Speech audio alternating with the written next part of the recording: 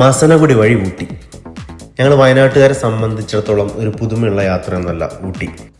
എന്നാലും ബത്തേരി ഉടുപ്പിന്ന് വയറ് നിറച്ച് ചോറും നിന്ന് ഞങ്ങൾ യാത്ര തുടർന്നു. പോണ വൈകി ഗുണ്ടിൽപേട്ട ഒരു ടോളും 1-2 സ്ഥലത്ത് അണ്ണന്മാർക്ക് ഒരു പൗപ്പത്തി ചുറുപ്പയും. അങ്ങനെ ബത്തേരിയിൽ നിന്ന് നേരെ വിട്ട് മുത്തങ്ങയും ഗുണ്ടിൽപേട്ടയും ഒക്കെ കഴിഞ്ഞ് മസനഗുഡി ഒന്ന് വണ്ടി നിർത്തുക. ഈ ബജിക്കടയിൽ നിന്ന് 1-2 ബജി ചായ. എപ്പോൾ പോകുമ്പോഴും അത് നിർബന്ധം.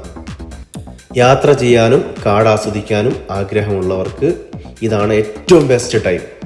മസനഗുഡി അങ്ങോട്ട് കഴിഞ്ഞാൽ പിന്നെ അതിഗംഭീര കാഴ്ചകളായിരിക്കും. 2 സൈഡിലും മൃഗങ്ങളും പച്ചപ്പ് നിറഞ്ഞ കാടും മലകളും കുന്നുകളും മഞ്ഞും കോടയും.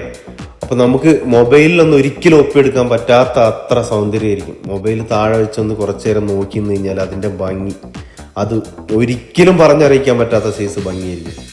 യാത്ര ഇഷ്ടപ്പെടുന്നവരുണ്ടെങ്കിൽ, ഇതുപോലെ യാത്ര പോകാൻ താല്പര്യമുള്ളവർ, നമ്മളുടെ കൂടെ ആരാണോ വരുന്നത് അയാളെയും കൂട്ടിയിട്ട് ഒരൊറ്റ വിടൽ. ആരെയും കാത്തിക്കാൻ നിൽക്കരുത്. ഇതുപോലെ യാത്രകൾ ആഗ്രഹിക്കുന്നവർ ഇനി ഒറ്റയ്ക്കാണോ ഒറ്റയ്ക്ക് പോവാം. അങ്ങനെ ഞങ്ങൾ സംസാരിച്ച് ഊട്ടിയിലെത്തിയതേ അറിഞ്ഞില്ല. പോണ വഴിക്ക് ഒരുപാട് സ്ഥലങ്ങളിൽ നിർത്തി ഫോട്ടോസും കാര്യങ്ങളൊക്കെ എടുത്ത്. നല്ല മഴ, അതുപോലെ തന്നെ നല്ല ക്ലൈമറ്റ്.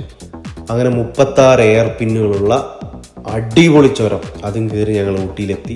ഇവിടെ നിർത്തി ഒരു ഫോട്ടോസോ ഒരു വീഡിയോസോ എടുക്കാത്തവരായിട്ട് ആരും ഉണ്ടാവില്ല. ഇവിടെ വന്നവർക്ക് അറിയാൻ പറ്റും.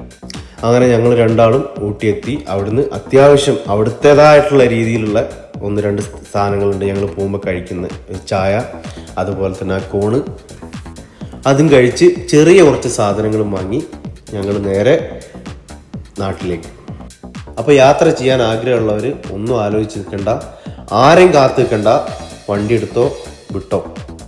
അപ്പോൾ എല്ലാവരും പറയുന്ന പോലെ ഞങ്ങളും പറയാം, മസനഗുഡി വഴി ഊട്ടി ഒരു അടിപൊളി എക്സ്പീരിയൻസ് തന്നെ ആയിരിക്കും എല്ലാവർക്കും.